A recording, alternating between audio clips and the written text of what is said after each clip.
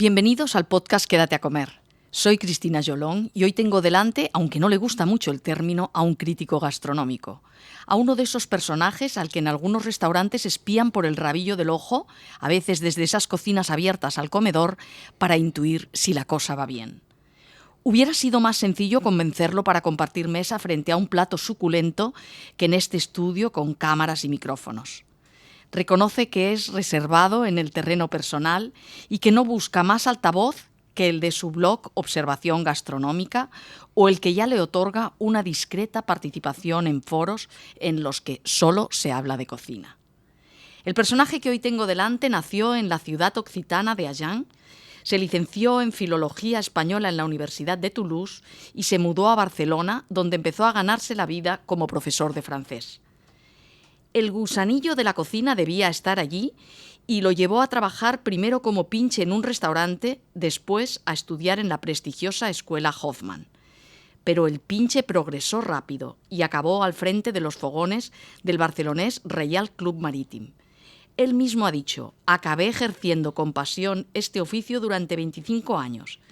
Y a pesar de esa larga experiencia, también afirma, muy convencido, sigo siendo totalmente amateur y no tengo que rendir cuentas a nadie. Bienvenido, Philippe Regol. Gracias, Cristina.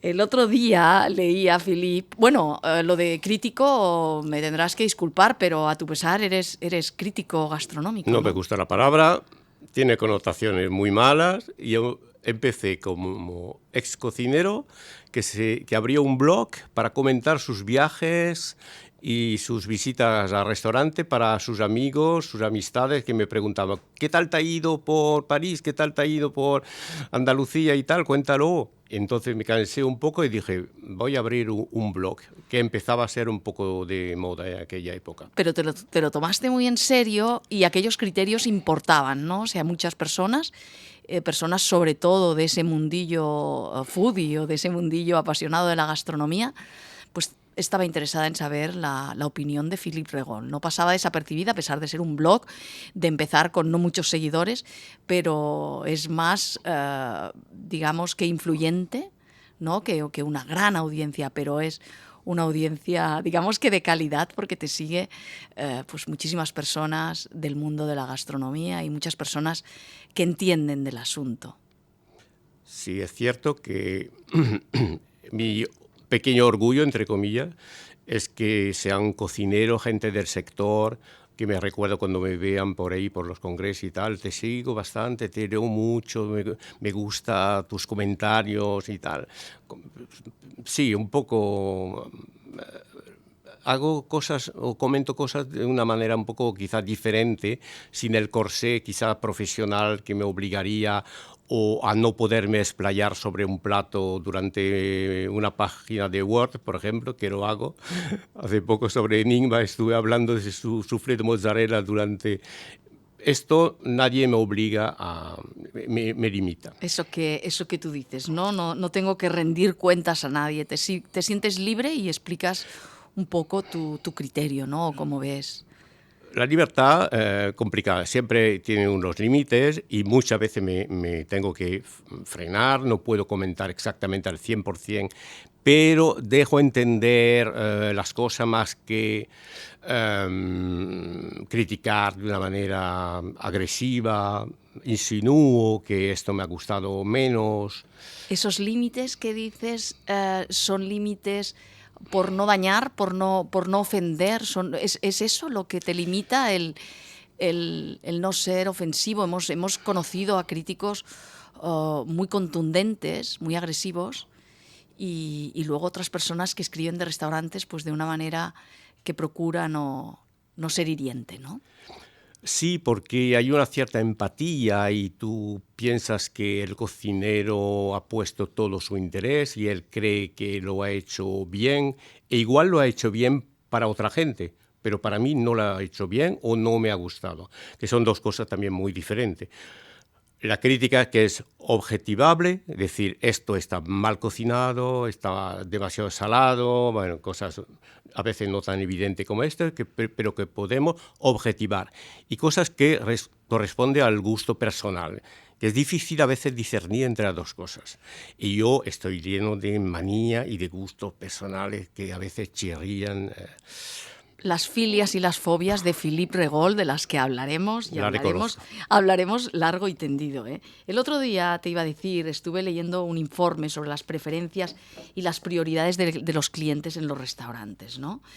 Pero hablaremos de eso, pero quizá habría que precisar primero, depende del restaurante, ¿no? Porque no en todas partes esperamos lo mismo y hay que saber a dónde vamos, ¿no? Andoni Luis Aduriz ha dicho muchas veces que hay gente que se ha llevado disgustos por ir a su casa a Mugaritz, en Rentería, porque no sabían a dónde iban, ¿no? Y que es obligación del cliente saber un poco dónde se mete, ¿no? Pues sí, es buen ejemplo, porque realmente Mugaritz es un restaurante de estos que hay que ir preparado para lo mejor o lo peor y aceptarlo. Ponía hace unos años una cartulina encima de la mesa, sométete o rebélate. O sea que ya daba el tono de lo que había. Y de vez en cuando hay bocados maravillosos y dice esto es mágico, y de vez en cuando dice no, esto, vamos, es hasta de mal gusto y tal. Es el precio que hay que pagar cuando se va a este tipo de restaurante que apuesta por el riesgo y no vas ahí a satisfacer simplemente tu apetito, evidentemente, ni tu afán de disfrutar de lo bueno, de lo simplemente bueno. Ahí hay otra cosa. Entonces, ¿quieres jugar el juego de entrar en la filosofía del cocinero, de lo que ha querido demostrar, lo que ha querido sugerir? O bien dices, no, yo voy a un restaurante a comer y basta. Pues yo estoy un poco a medio camino, es decir, depende del momento. Yo estoy con muchos cocineros que arriesgan de esta manera, yo estoy dispuesto a jugar siempre. Eso se lo dije una vez a Craco, un cocinero también que arriesga mucho en Italia, y que me puso unos platos infumables y comestibles. Entonces le dije, en alguno de sus menús, y le dije, tiene que haber un camino que tú hagas hacia el comensal y yo haré el resto del camino. Tiene que haber un punto de encuentro. Tú no eres el pintor que cuelga su obra y dice, esto es mi obra, y pasas de largo. Yo me lo voy a comer. Es decir, la gastronomía tendrá aspectos artísticos, pero tiene mucho también de alimentación, de nutrición, de placer de comer, y tú tienes que hacer concesiones suficientes. Claro, una ostra con un riñón crudo de ternera era asqueroso, evidentemente, y cosas así. Y yo le dije, tú tienes que hacer también un camino hacia el comensal. Bueno, pues tú acabas de hablar del caso de Andoni y Luis Aduriz y has dicho muy claramente, hay cocineros a los que les aceptas un juego. Pero mi pregunta es, desde esa vertiente crítica, aunque no te guste el término, ¿hay cocineros a los que se les perdona todo? Andoni, por ejemplo, es de los bendecidos en tu caso y aunque algunas cosas rompan un poco tus criterios, esas filias y fobias que decimos de Philippe Regol, aunque algunos entren dentro del campo de tus fobias, si es Mugaritz, ¿queda perdonado? Supongo que es humano esto, pero te lo pregunto. Queda perdonado, como tú dices, pero yo de vez en cuando me someto y a veces me rebelo. Es decir, cuando hace 2 años comí una ostra sobre un panal de miel, allí me rebelé totalmente, porque me pensé que la ostra no se merecía esto. Yo, con mi aversión a lo dulce en la parte salada de los menús, imagínate, ya empezar el menú con una pobre ostra que su aspecto iodado, maravilloso y tal, la miel ahí invadía todo y la destruía. Entonces, a veces me pensaba, ¿pero qué podía justificar en su cabeza que a esta ostra le hacía falta un panal de miel? Y yo estaba con amigos y tal, y hasta una de las personas se comió hasta el panal. Y yo allí se sometió, y yo me rebelé. Exactamente. Un ejemplo. Son esos límites, ¿no? Los límites que decías que tienes tú desde tu lado como crítico y los límites que tiene la otra persona porque tú te has de comer aquello, ¿no? Hemos hablado de que es importante saber a dónde vas, pero también afecta a la experiencia gastronómica el con quién vas. ¿Te gusta ir solo? ¿Crees que a veces lo disfrutas más? ¿Puedes concentrarte mejor? Hay personas a las que les gusta comer sola y hay personas a las que no les gusta comer solas. Yo he viajado solo muchas veces y he comido solo en los restaurantes y me gusta enfrentarme también con la soledad con la soledad, parece muy... No, pero es así. Al plato, ¿no? Es decir, que yo en este momento tengo una concentración óptima para ver el plato cuando llega los primeros señales, los primeros signos que me envía, te manda muchos mensajes un plato ya. Y cuando estás solo es cuando realmente puedes detenerte a contemplar el plato, oler no tanto porque los platos ya no huelen tanto, pero analizar qué me está diciendo este plato. ¿Es negativo lo que has dicho, los platos ya no huelen tanto? Podría ser, sí, pero el tipo de alta cocina también que visitamos, es verdad que la noción de guiso está a veces ausente y es otro tipo de comida que llamamos a veces fine dining, con también una pequeña connotación un poco, no negativa, pero decir, cuidado, esto no es la cocina de la abuela. Entonces, comer solo a mí me gusta, porque realmente me concentro en el plato y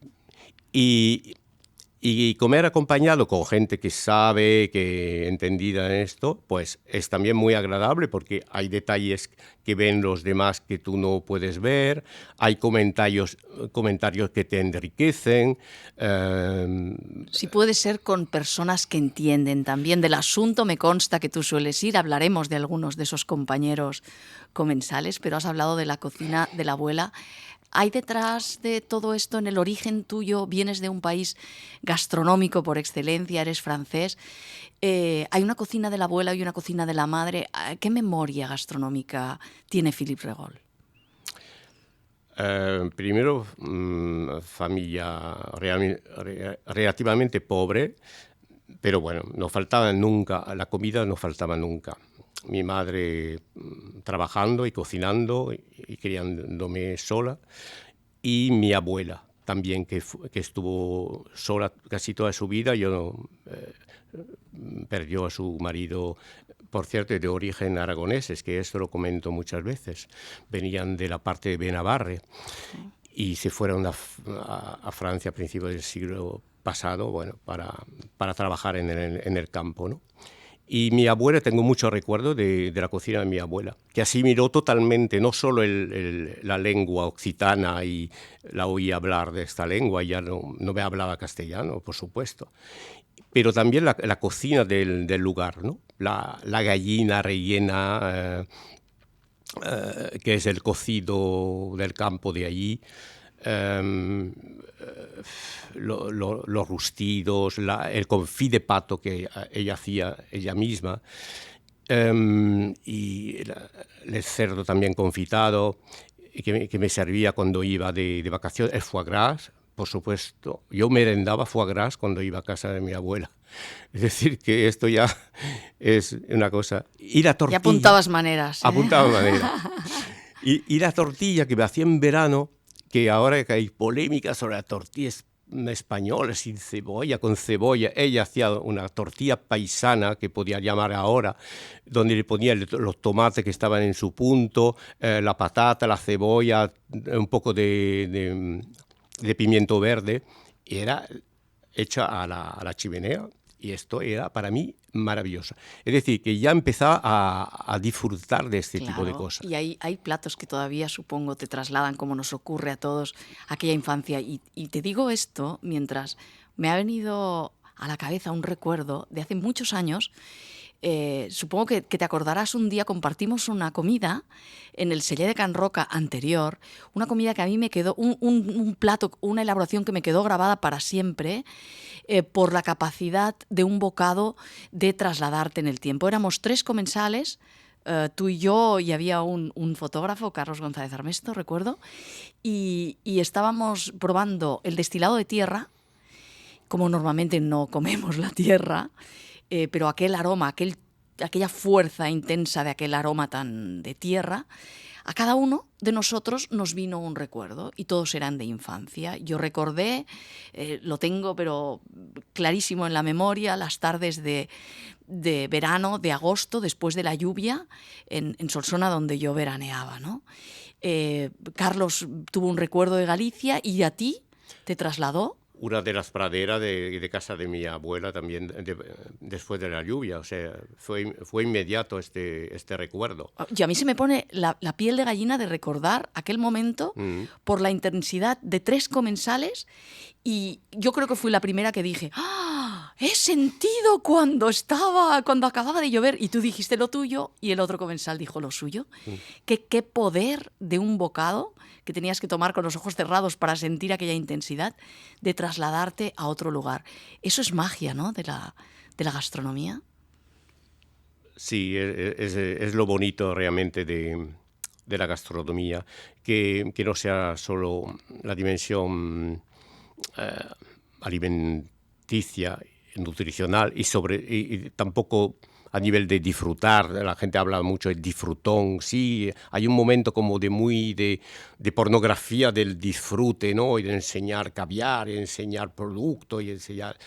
Pero a veces las pequeñas emociones estas, con una sardina o como un aire, en este caso de tierra, que tampoco es una cosa muy corriente, lo reconozco, ¿no?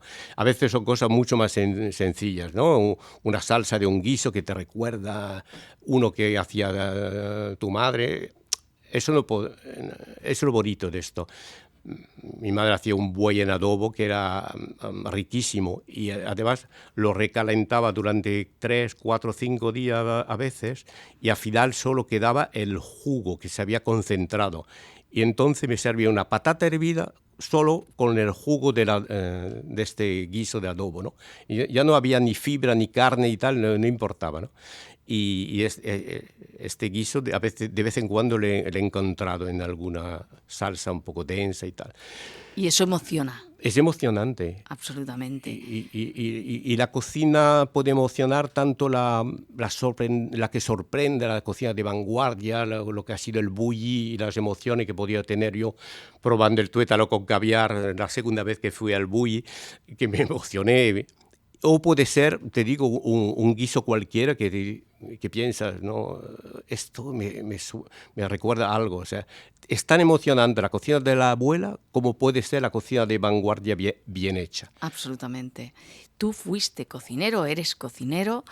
Me gustaría que me explicaras cómo fueron aquellos años, porque el Real Club Marítimo y el restaurante del Marítim de Barcelona fue un sitio importante. Yo recuerdo, era un sitio que estaba muy bien. No estamos hablando de alta cocina de vanguardia ni nada parecido, pero era un sitio que tuvo una reputación. Tú empezaste ahí, creo que fregando cacharros, ¿no? Totalmente. Yo realmente no iba para cocinero, iba para dar clase de francés aquí o volverme a Francia, Occitania, al sur, y dar clase de español ahí. Esto era mi destino. Lo que pasa es que decidí quedarme, y había momentos que lo pasaba un poco mal a nivel de clases particulares o de clases en instituto. Mi título no estaba reconocido en aquella época todavía, etc. Y entonces un amigo me dijo, ¿te interesaría para el verano fregar platos y hacer ensaladas y limpiar pescado y tal? Y yo dije, sí, inmediatamente. Es decir, porque había días que igual mi nevera había 6 huevos y era en la despensa 1 kilo de patata. Era esto mi nevera. O sea, realmente... No te sobraba nada. No.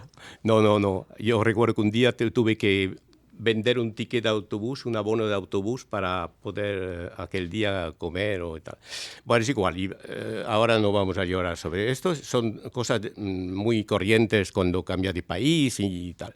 Y entonces me metí a este restaurante y para mí era la gloria. Y yo pregunté enseguida, pero ¿coméis bien? O sea, casi me metí en un restaurante para comer. Y me contestó, menjar de restaurante. Y se me iluminaron los ojos, es decir, pues ya por lo menos comeré. Comeré. Y durante unos meses yo no sabía si es muy duro. Cuando llegas, a ti no te preguntan cuál es tu título universitario. Ahí tú entras y a fregar los cacharros.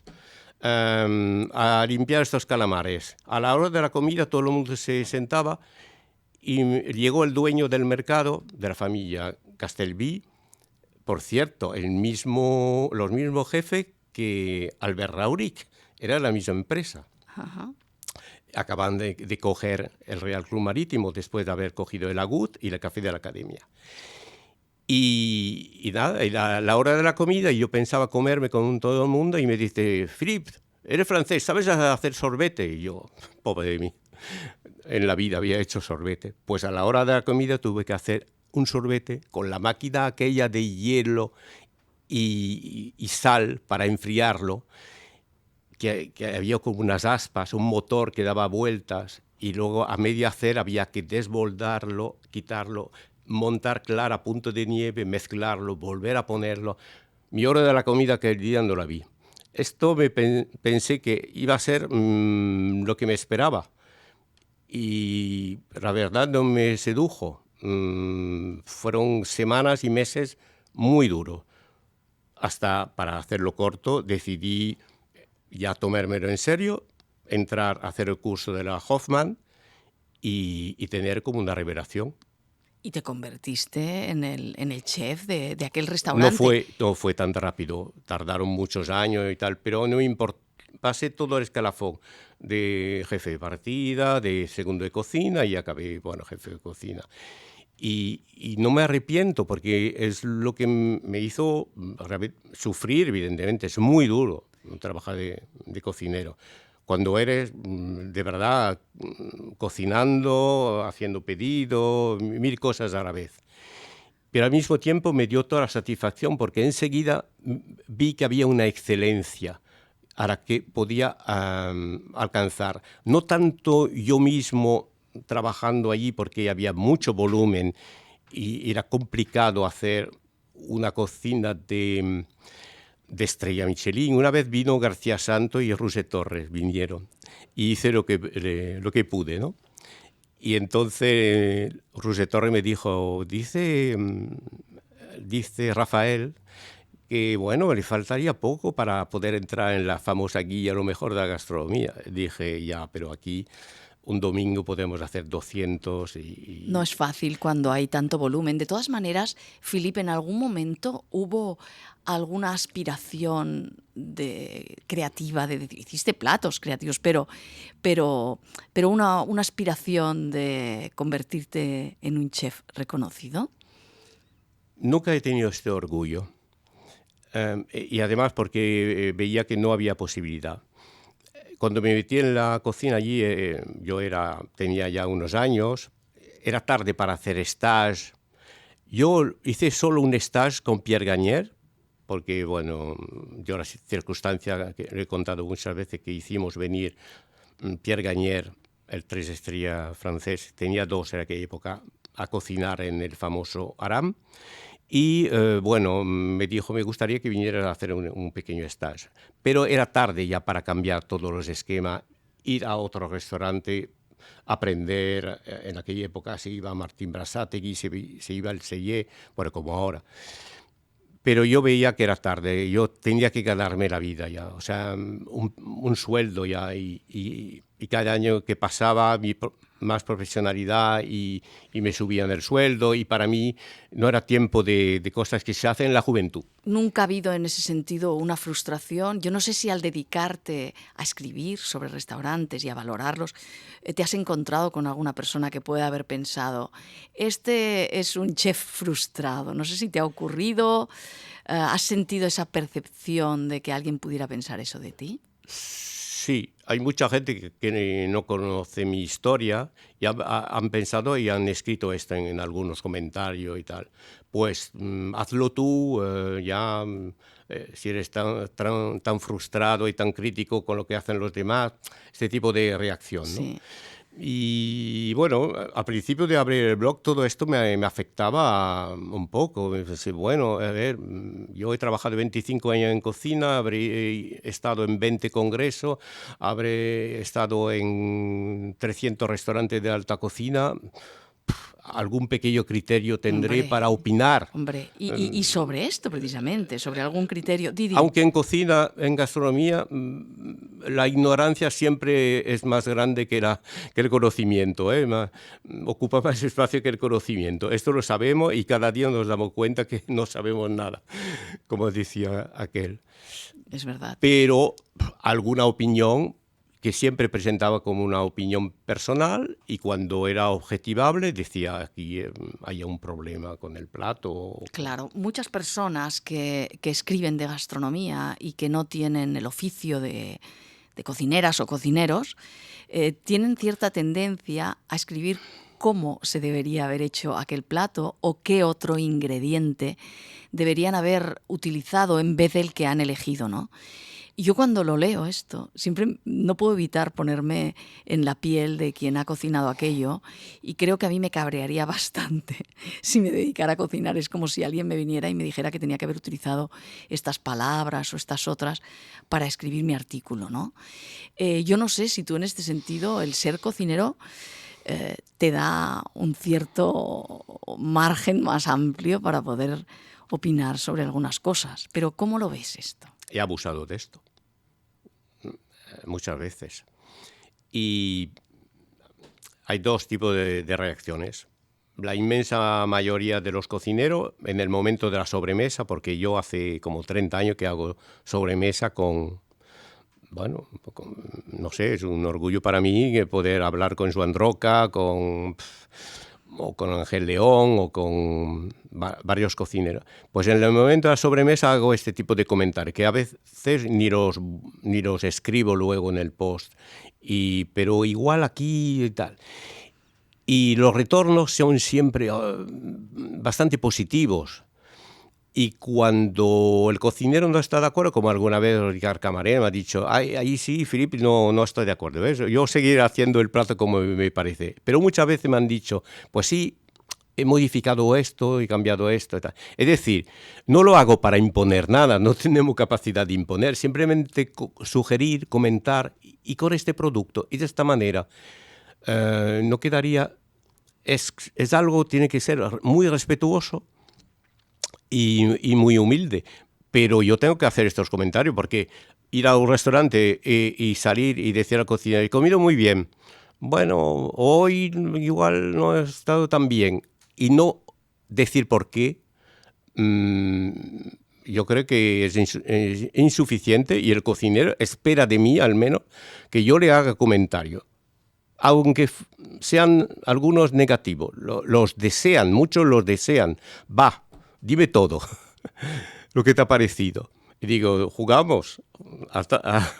Y me dice, sí. Y entonces, cuando de buena fe, por eso decía que la palabra crítico es muy molesta. Ser crítico a nivel adjetivo está bien, yo lo soy desde pequeño, es mi actitud delante de las cosas, y autocrítico más. Pero no tenemos que tener la actitud del que sabe o del que va a juzgar, el que va a poner una nota. Bueno, porque hay una imagen también, ha existido un crítico repelente, ¿no? Claro, y la tenemos en nuestro cerebro reptiliano. Totalmente. Óyeme, tú has hablado antes del bully. tú viviste ya aquí toda la revolución que tuvo como epicentro la Cala Montjuïc y el Bourguignot.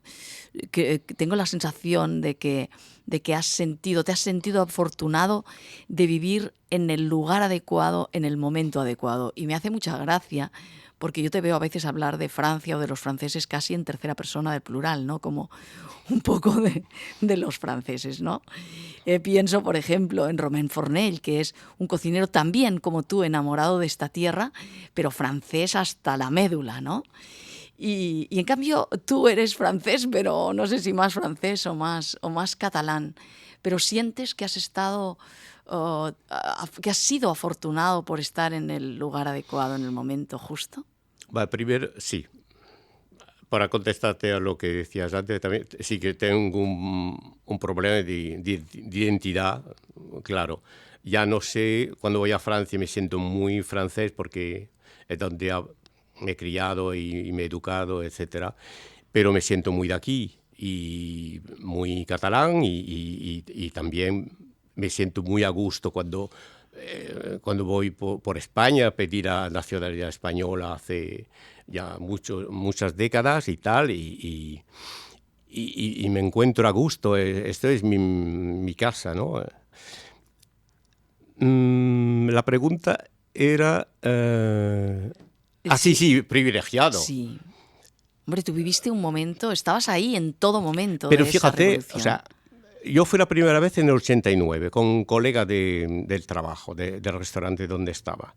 Y tomamos quizá el último menú de lo que se podía llamar la cocina del Mediterráneo, ¿no? Con carpaccio de bonito, con vinagreta de anchoa y piñones, con el suquet de Lluerna, que me parece que se llama rubio en castellano, cosas así. Plato y el carro de postre, y en la sala Tony Jerez del Castillo de Peralada y tal. Entonces, y luego, fíjate, en aquella época, por problemas de dinero, por problemas que la información no circulaba tanto y tal, yo tardé como 3 o 4 años en volver al Bulli.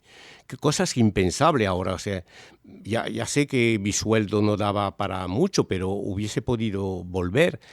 Y cuando volví en el 93 ya vi que estaba pasando algo. Era el tuétano con caviar y al año siguiente era la menestra en verdura, me parece, que ya rompía todos los esquemas de la cocina que llamaría figurativa, de reconocer lo que vemos en el plato. Ahí no reconocíamos lo que veíamos en el plato. Ya no era un pintor figurativo, sino un pintor ya más cubista, ¿no? Por hacer un símil artístico que no irá más allá. Y a partir de ahí es que tenía que ir cada año y algún verano 2 veces al año porque no me podía permitir más, pero fue la década prodigiosa, los años que pasaba todo. Y lo que es curioso, que esto pasaba en un rincón de la Costa Brava, de Cala Montjuïc, con las sillas que se movían, con las mesas que estaban puestas de esta manera, con las paredes pintadas a la cal, un sitio como muy humilde, un poco kitsch incluso, o que no estaba preparado para recibir una cocina que hizo la revolución, la gran revolución vanguardista culinaria, ocurrió allí. Y el restaurante no se prestaba a esto, pero daba igual, íbamos igual. Había un choque ahí, la falta de coherencia que no nos importaba para nada. Es decir, que ahora cuando veo que hay inversiones de 11 o 12 millones con proyecciones inmersivas, con efectos visuales tremendos y tal. Bueno, estás hablando de Alchemist, ¿no? Por ejemplo. Un fenómeno al que el propio Ferran Adrià define como la experiencia holística de este restaurante. Yo tuve una discusión allí cuando fui a probar este restaurante y él estaba.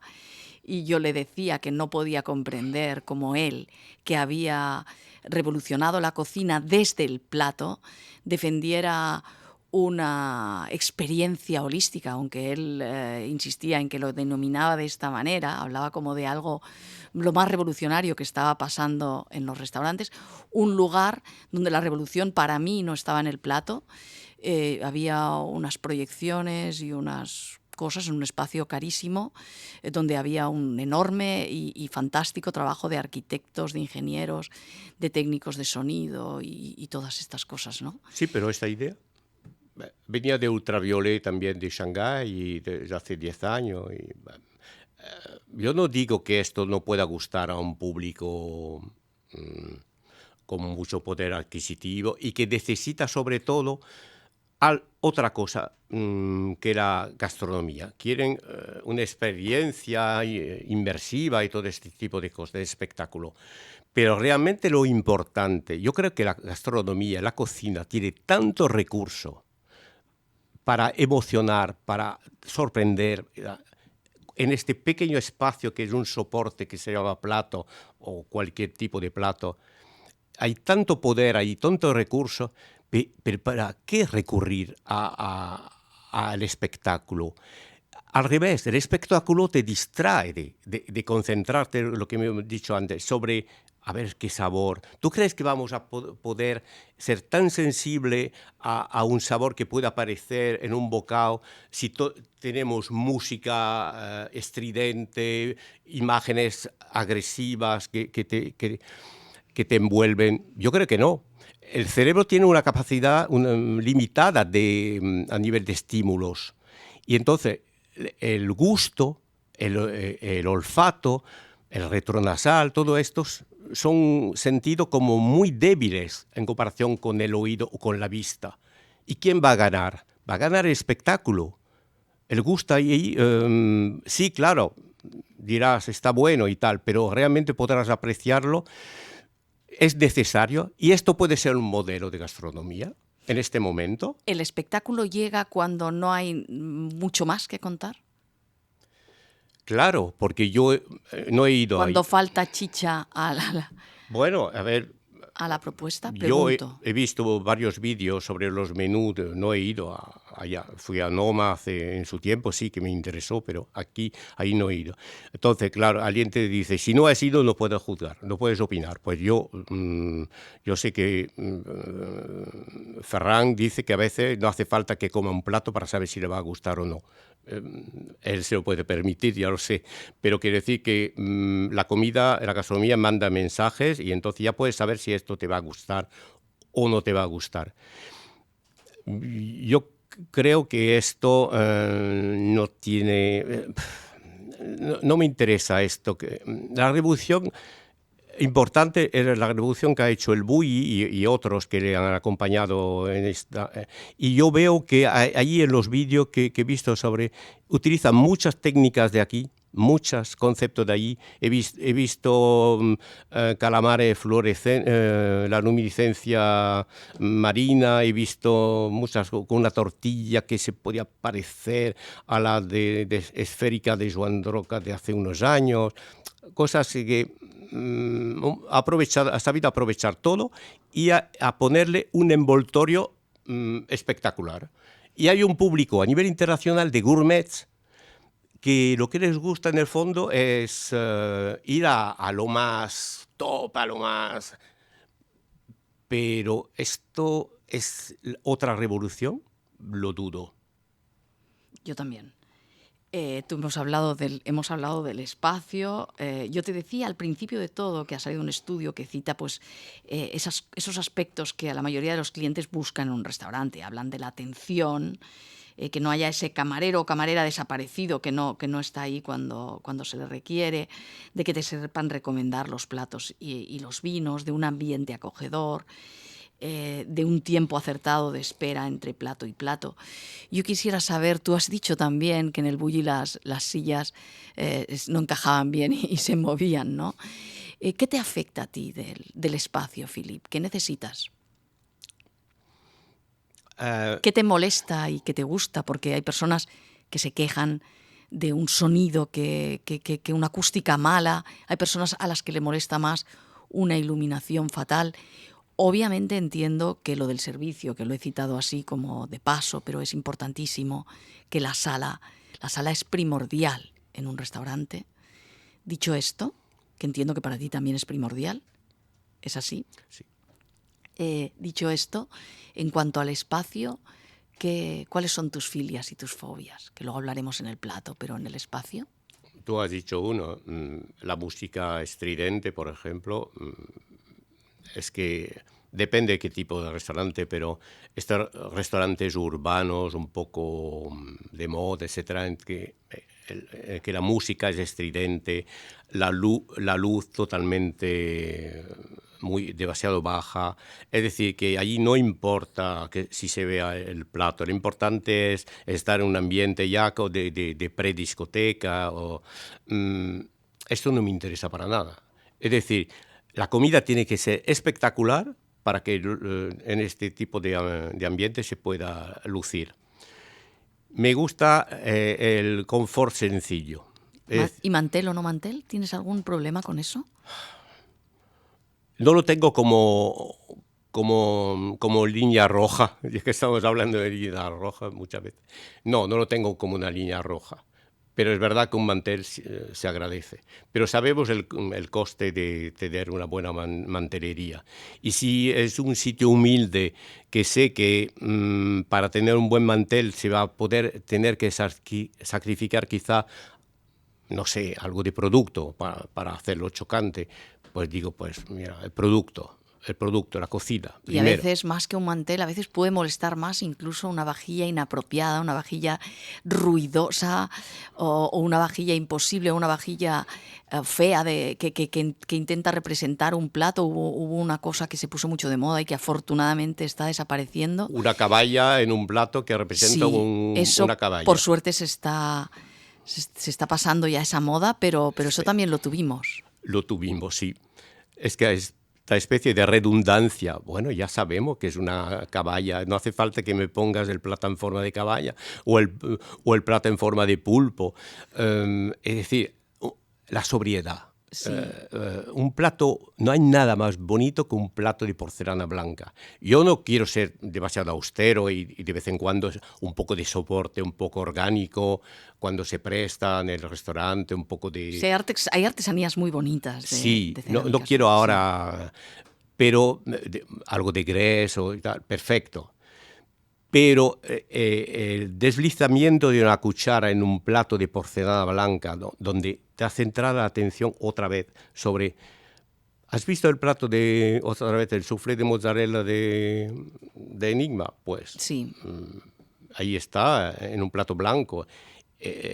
Algunos hubiesen filosofado hablando de Manzoni, del pintor Manzoni, del minimalismo italiano, no. Te ponen un plato y tal, con la textura maravillosa, en un plato blanco y punto. Por suerte se fueron las pizarras también. Las pizarras están en un tipo de gastronomía intermedia, de tipo gastrobar o bistró y tal. Las pizarras todavía son un signo de modernidad. Existen todavía. Yo las daba por un poco ya pasaditas. Porque tú y yo igual no vamos a estos sitios, pero hay todo un submundo que no frecuentamos. Y no... Bueno, vamos a sitios de todo, Filip, no somos tan estupendos. No, pero los sitios de pizarra y de caramelo de Módena y tal, pues existen. Y de queso de cabra, de sala de queso de cabra, esto existe. Y allí la pizarra todavía... y lo vemos cuando vemos los programas de televisión como... Joc de cartas aquí en Cataluña y tal, pero ahora lo hace Chicote a nivel nacional. Pues ya vemos este tipo de plato todavía, que de vajilla un poco ostentosa, o a veces una pizarra no es ni ostentoso. Cuando se ve la salsa allí que se esparce allí. Hemos abusado de algunas cosas estéticas del espacio, pero también de términos, ¿no? Esas palabras tan pesadas de templo del producto, experiencia gastronómica, ¿no? Cocina honesta. Son palabras que han quedado absolutamente vacías de contenido, ¿no? Sí. A veces es muy difícil encontrar la palabra y tú lo sabes.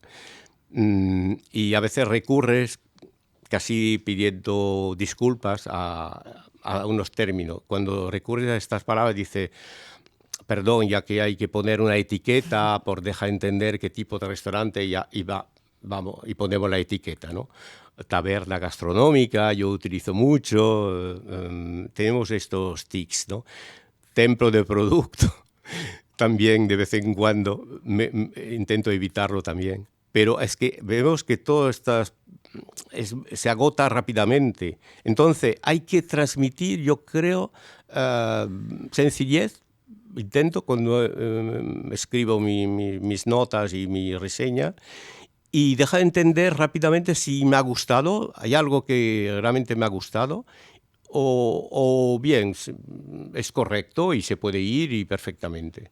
Entonces, intento evitar las hipérboles.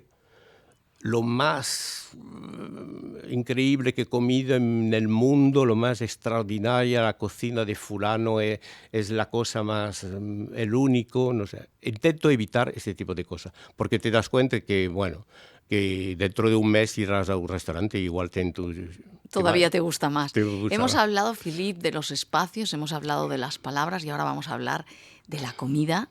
Y yo quisiera preguntarte si es obligado que donde estás comiendo refleje el lugar donde estás.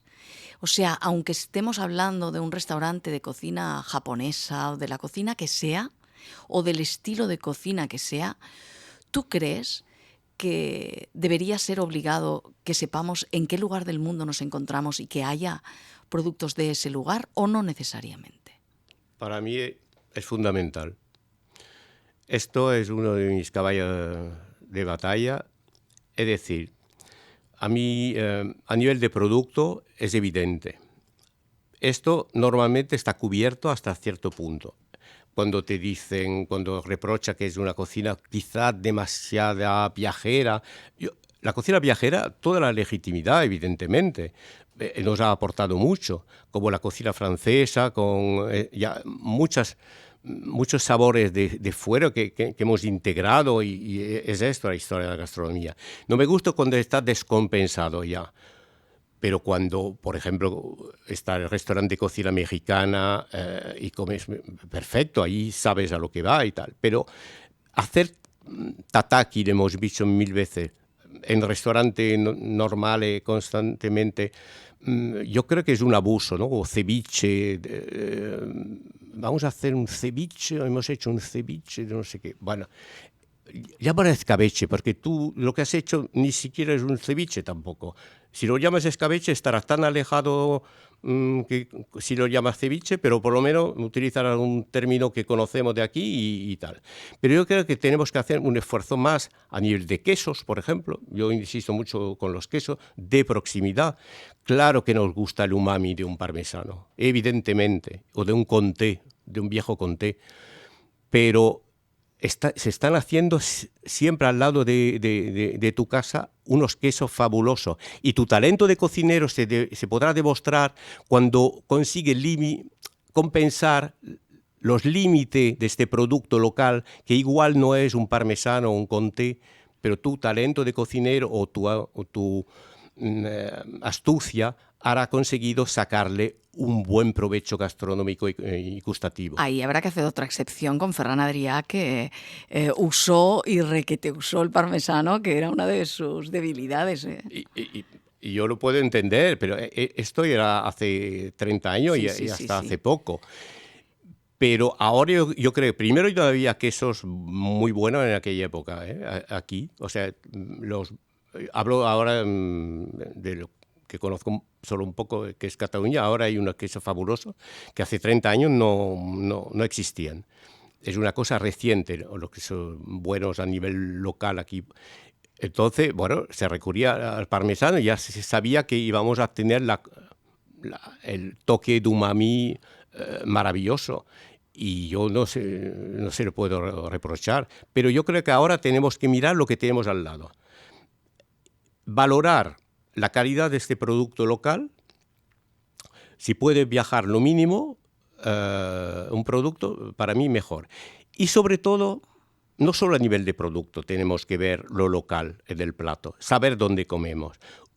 un guiri que viene a Barcelona, perdón, un turista que viene a Barcelona, que come, tiene que ver que está en Barcelona. Que Esa está, era mi pregunta, sí, en el sí, lugar en donde claro, estés. que haya una versión. Mira, comí una versión de un suquet maravillosa en el restaurante de Amberes. ¿Cómo se llama este restaurante? Un 2 estrellas o 3 estrellas perdón. No, Ahora, no sé qué restaurante es, pero sí, bueno, no que está en importa. una iglesia fabulosa. Sí, Ahora no me acuerdo del nombre de cocinero. Pues el chef me explicó que había ido a la Costa Brava y había hecho una cocina viajera en su restaurante, ¿no? Un suquet. Nosotros también tenemos que hacer nuestra versión de los suquets, nuestra versión de la cocina de aquí, que habla del territorio, de nuestra historia.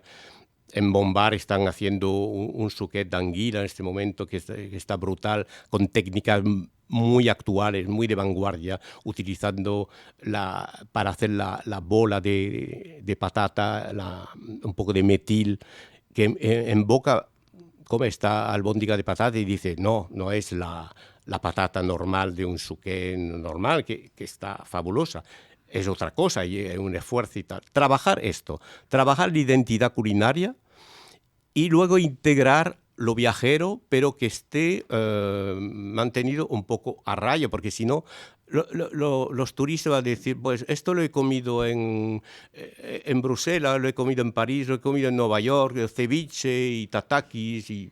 acabo de estar en un concurso gastronómico que me ha tocado hacer de jurado y me he encontrado que con su mejor intención, muchos eran todos alumnos de una escuelas de hostelería de diferentes lugares de España y muchos utilizaban muchos ingredientes por querer ser mejores, ¿no?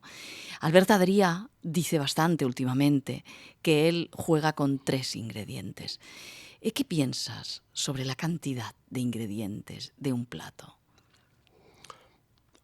Alguna vez he dicho que los caminos hacia la excelencia son diversos. O diversos. Es decir, que hay varias maneras de llegar a lo bueno, a lo excelente.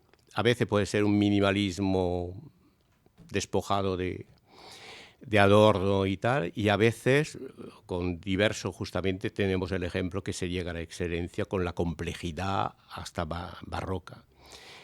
Es decir, no, aquí no No hay puede... una norma. No, sería difícil decir.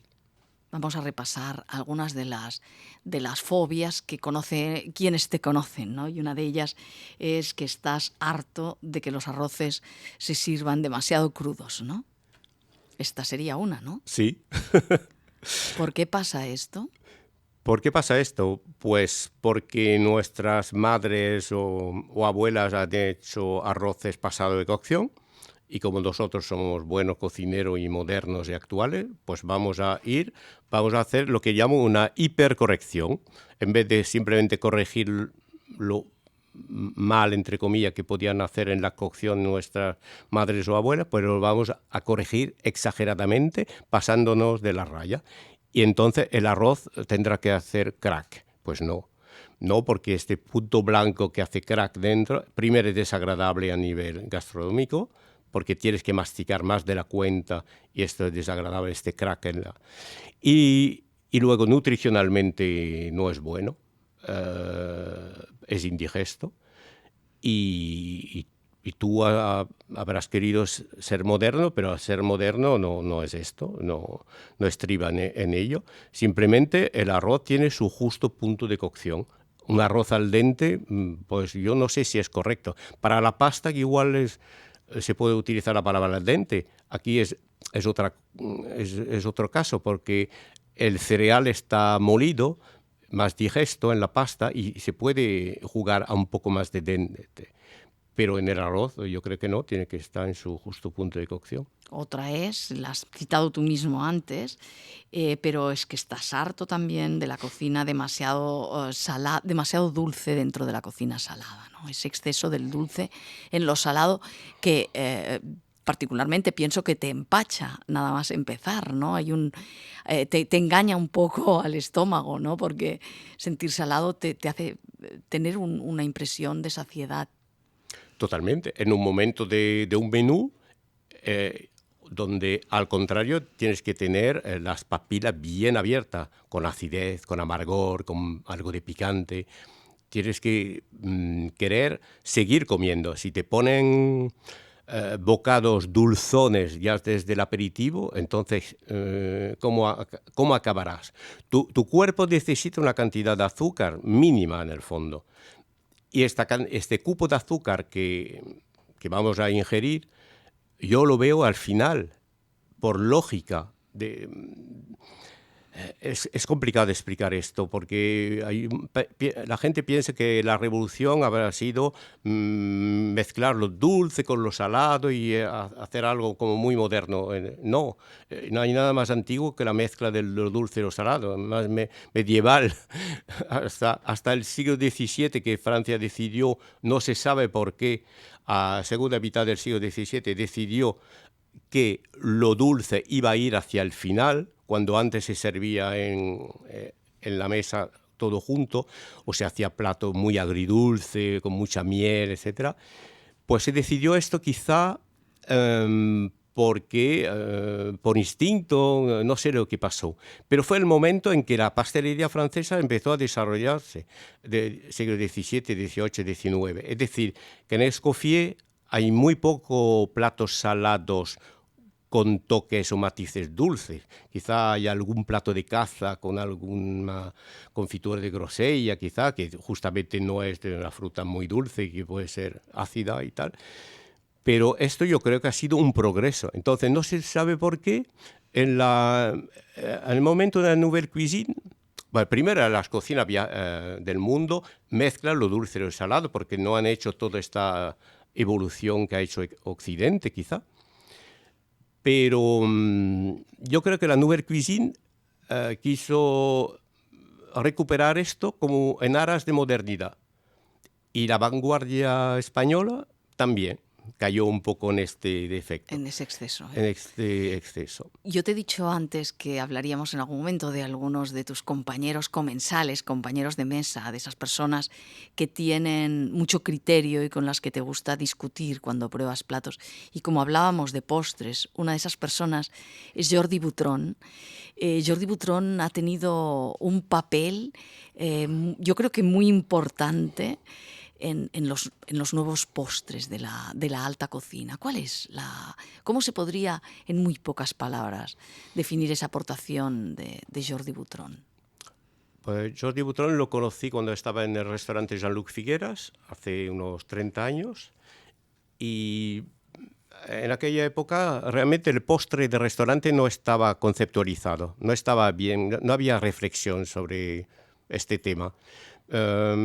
Había una intromisión todavía de la pastelería de tienda a través del carro de postre en la alta gastronomía. Era la época en que ibas a Netschel, por ejemplo, que era un 2 estrellas, y había la caravana de postres.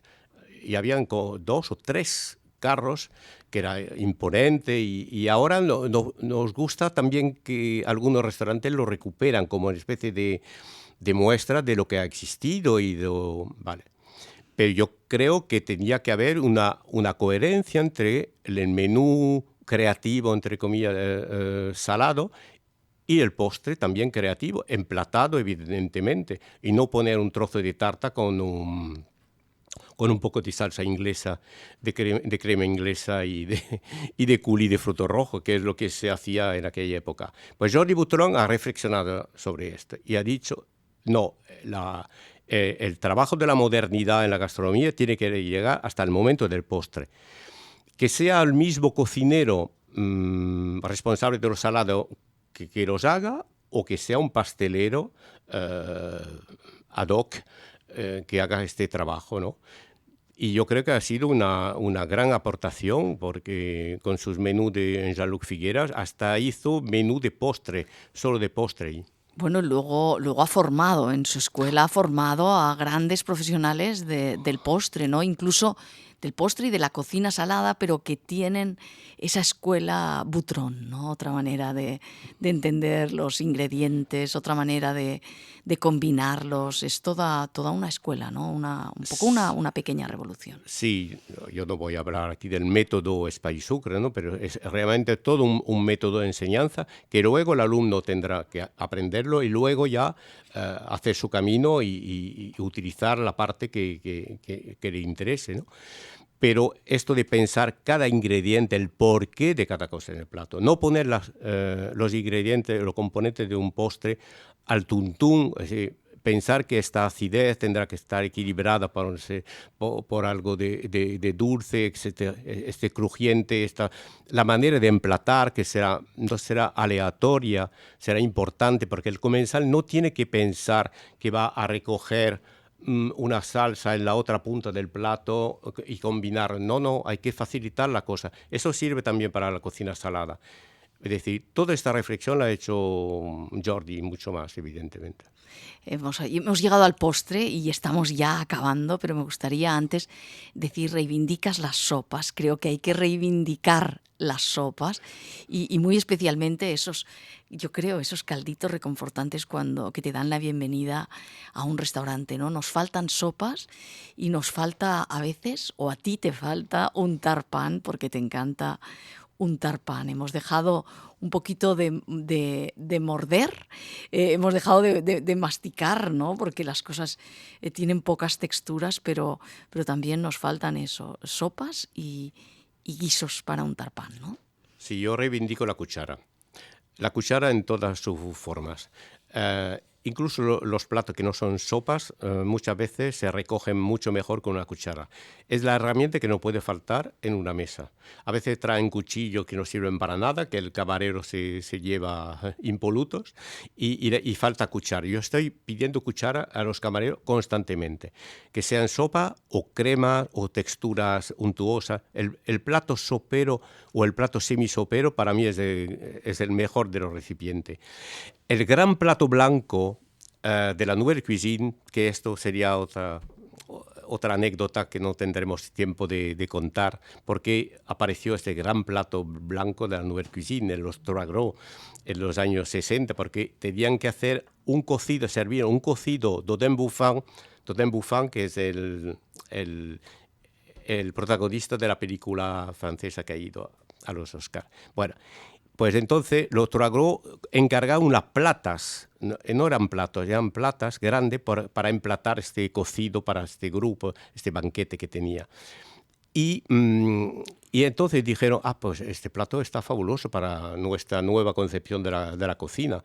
Y empezó todo este espacio en un horror vacui comprensible, había que llenarlo. Entonces se ponía una cosa en la esquina, otra cosa, las rayas, las salsitas, se ocupaba todo este plato y se quería hacer una obra de arte. Pero yo creo que en ese momento hemos vuelto a un momento centrípeto, es decir, de recoger otra vez las cosas, cocinándola aparte, sin duda, pero recogiéndolas en el plato para que la degustación con cuchara sea de los sabores bien integrado, etcétera. No puedo acabar, Philippe, sin preguntarte una curiosidad personal, y es que durante el tiempo de la pandemia te convertiste, yo creo, en el, si me vas a permitir y no te ofendes, en el crítico más paranoico respecto a las medidas de seguridad. Debiste dar mucho trabajo a los restaurantes porque tenías pavor, ¿no? Lo pasaste muy mal. Sí, es mi lado. No sé si sigues todavía comiendo en las terrazas siempre que puedes. Sí puedo. Sigues así, ¿no? Si es confortable y lo puedo, sí. Pero se convirtió en una preocupación inmensa, ¿no? Para ti. Sí, es el lado un poco hipocondríaco que tengo y yo creo que era un buen momento también para reflexionar un poco sobre cosas de servicio.